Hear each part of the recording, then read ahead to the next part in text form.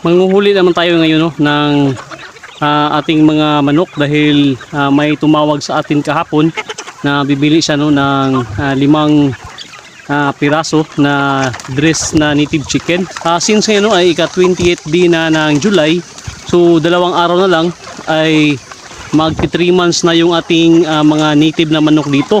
Ngayon ay malalaman natin no, since 2 araw na lang bago sila mag-3 buwan, malalaman natin ngayon kung ilang kilo na yung ating mga manok. Hindi naman sila lahat-lahat no na pariha yung laki, pero mostly sa kanila ay malalaki na.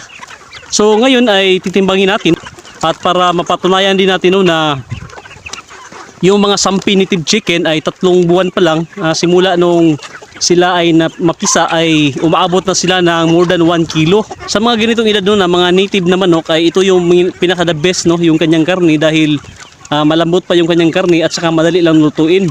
So hindi na kailangan no, na isa lang pa ng matagal sa apoy bago siya lumambot yung karne. Pero ito no, yung timbang ng ating mga manok ay umaabot na sila no, ng tig 1 kilo mahigit.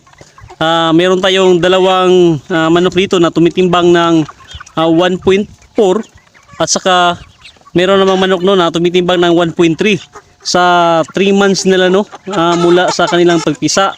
So ganito kabilis no, lumaki yung ating mga sampi native chicken at hindi kagaya no, ng ibang mga native na manok na abutin tayo ng 4 to 5 months bago sila tumimbang ng 5 kilo.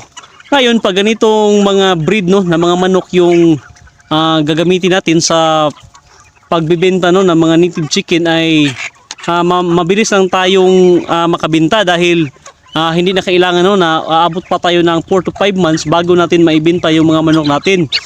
Sa katunayan na no, ay kahit 3 buwan pa mahigit ay pwede natin siyang ibenta bilang pang barbecue dahil tumitimbang na siya ng mga 700 to 800 grams sa lagpas no, ng 2 buwan. Ngayon no, yung mga manok natin dito na 5 piraso, kung ibenta natin ito ng 250 pesos per kilo,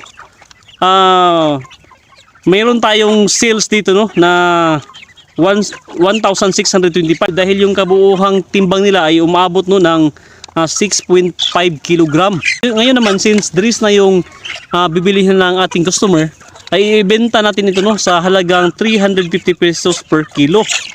So ngayon ay since malinis na siya, naging dress na siya, ay tumitimbang na lang siya ng 5.6 kilogram yung ating 5 pirasong manok. So ngayon ang magiging sales natin dito ay 1,960 no, sa 5 pirasong native na manok.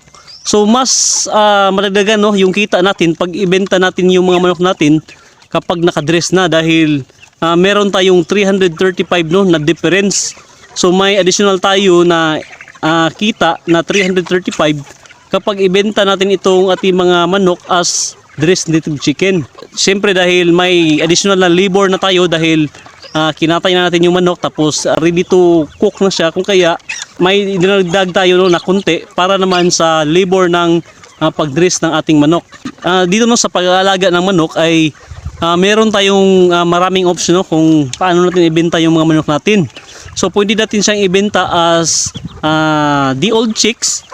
Pwede rin naman natin siyang ibenta no, as RTL, yung ready to lay. Pwede rin naman natin siyang ibenta as live weight.